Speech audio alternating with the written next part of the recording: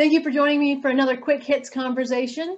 Today, I would love to talk about why it's hard to make friends as an adult. Wayne, what are your thoughts?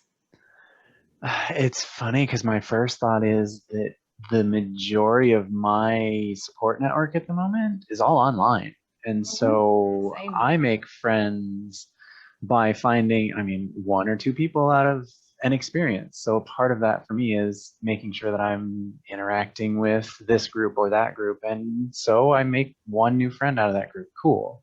Mm-hmm. I also definitely have a much looser definition than a lot of people in terms of friend and what that really means in terms of maintaining that relationship. Mm. So I may just be lucky that I catch all the right people who are going to continue chasing me as a friend. Mm. Interesting. Robert.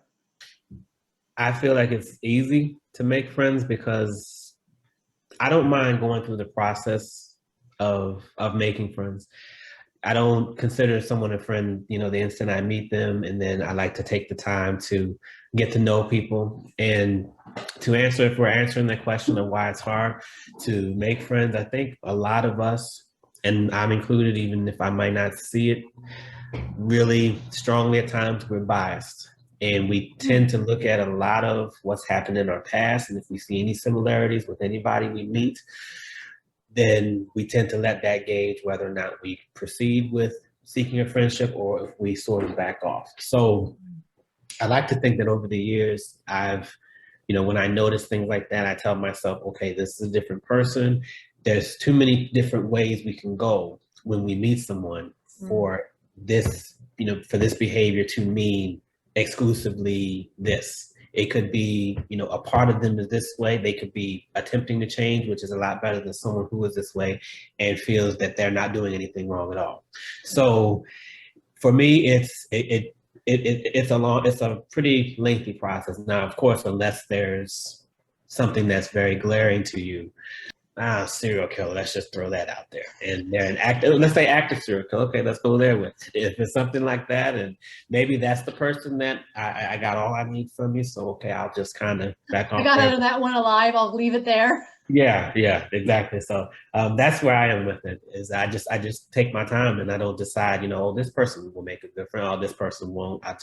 Let's just see where things go. Yeah, I feel like for a lot of people, it's hard for them to make friends because they don't engage, into your point, Robert, in the time that it takes to make friends. I also, Wayne, have a lot of online friends. In the last year since COVID, I've made a lot more. Like I probably have at least half a dozen more friends that I could reach out to and say, hey, I need to have a conversation. Are you available? Barring the time zone. And but if you need somebody at 2 a.m, having time zone difference might be a good thing. And part of that is I give people the opportunity to be friends with me. I don't say to people, hey, I'm going to be friends with you. I say, do you want to be friends with me? And I be available. I suggest let's have a coffee chat, or I invite them to do a quick hit, or I tag them in a post I think they might think is interesting. And sometimes I think people might think I come on a little strong.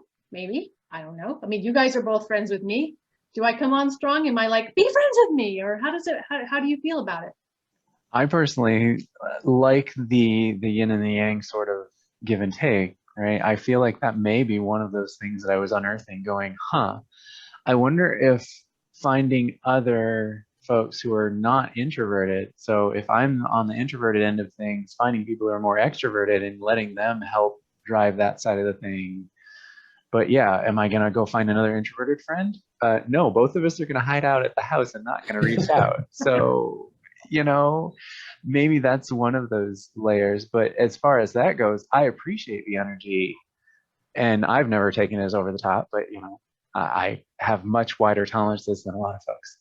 Yeah, I don't see it. I've never seen you as pushy or anything like that or over the top. So, and maybe I'm with Wayne where I have more tolerance with certain things and honestly, I think there's too much judgment or prejudgment about what makes a good friend. And so many people may talk to someone for a matter of minutes and think they have it completely figured out. So that person who's more anxious and more willing to say, you know what, let's learn each other, rather than trying to establish everything within that first 5 minutes. And because I don't believe for a second that you can learn everything about someone in 5 minutes. I take that more as welcoming, that someone to say, okay, hey, let's be friends. And you're right, Robyn, you can always say no. And I give people lots of opportunities. Like I think a lot of people forget that friendship requires kind of a two-way thing. And you guys know me. I asked my husband out 4 times before he said yes. And not because I was like, hey, go out with me, but because I was like, hey, be friends with me. And I thought he didn't want to do what I was asking him to do. I didn't think he didn't want to be friends with me. And so I never take it personally when I invite someone to do something and they say no. I'm not like, oh, they don't want to be friends. I'm like, oh, they didn't want to do that thing. Okay, maybe they want to do the next thing. I guess I'm a little bit like a happy puppy dog, like, oh, do these things with me. But I also don't have the issue of, oh, it's so hard to make friends. That's not a thing for me. So I feel like a lot of people, if they put a little more effort in, they might get more out of it. So I heard that at least one of the strategies you have there is not personalizing it. Yeah. I also wonder at what do we really mean internally when we say this person is my friend? Like, do we have, internal grades of friendship? Do we just have black and white? You're my friend, you're my enemy? Do we have those, full spectrum of colors of, wait, I have orange friends and purple friends, and they're different types of friends, and I interact with them very differently. So I think that there's one of the tricks for me seems to be having a large network of people I'm connected to, whether I actually would consider them a friend and close to me or not, having that pool of, hey, I'm here, I'm interacting. Some of the people will resonate with me and will interact more. Some people I interact with heavily for a few days, weeks, and then we don't talk to each other for literal months. I'm okay with that, but they're still my friend. I mean, contrasting it with when we were kids, usually you're friends with the person who's in your space all the time. Right. Now we call those coworkers. Right. And we don't always have to be friends with them in the same way that we didn't always have to be friends with all our classmates. But we found the 1 or 2 people that we really resonated with. The world's our oyster now. I mean, the fact that we're doing this. Right. And we're all in different parts of the world. Yeah, it just means that we have a much bigger pool of people. And, coming back to that analogy of, are you going out to meet people? Well, are you in spaces where people have potentially common interests? And do you make a point when you are in those spaces of reaching out? Like, I encourage people who are on these quick hits calls, connect on LinkedIn and engage with each other. Don't just meet here and then disappear. And I do that when I go to group things. I write people's names down. I mean, their names are right on the screen on Zoom. Write it down, and I go stalk them on LinkedIn. Like, who are they? What do they do? Are they a cool person? Do I want to connect with them? So I think that's a great opportunity, to your point, Wayne. And if you're in a group call, take some initiative. Offer your friendship.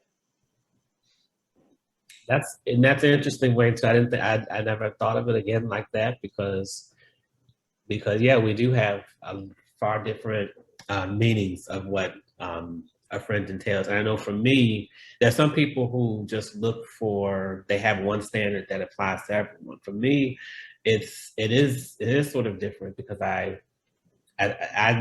don't expect a whole lot, and I don't mean that in a negative way, but just being reasonable that certain people can give more of themselves than others can. So I would say the further I come away from, and in family, I have a different view of family too, and that might be a different talk altogether, but but I think about it and I say, what do I expect? Well, I look at this weekend when I let people know I was in the hospital.